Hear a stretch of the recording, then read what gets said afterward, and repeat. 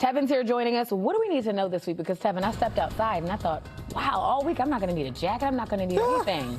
And then you walk outside, you're like, wait, it's just you might need a jacket. In the morning.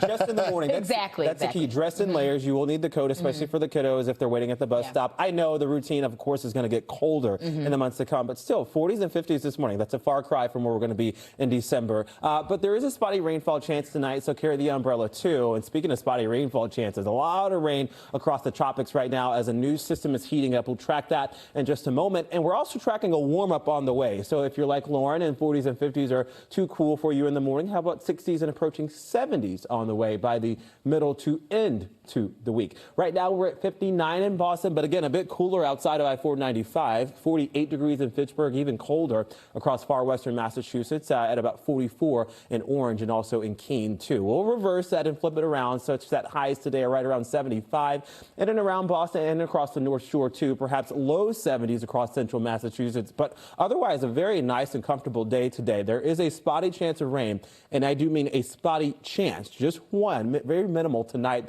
and early tomorrow morning. Throughout the daylight hours today, we're nice and comfortable.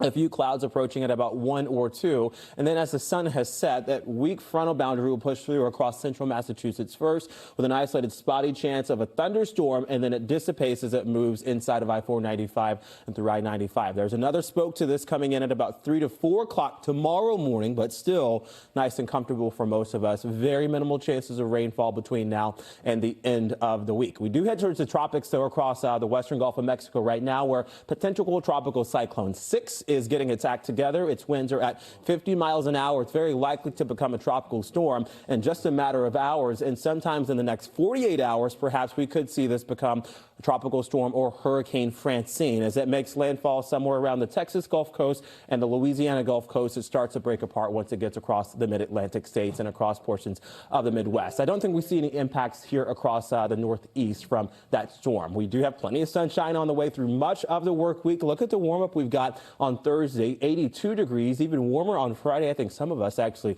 in the mid to maybe even upper 80s on Friday. We hit the weekend. Things are dropping back down to about 75 to 78 degrees. Pretty seasonable as a new weekend approaches with dry conditions.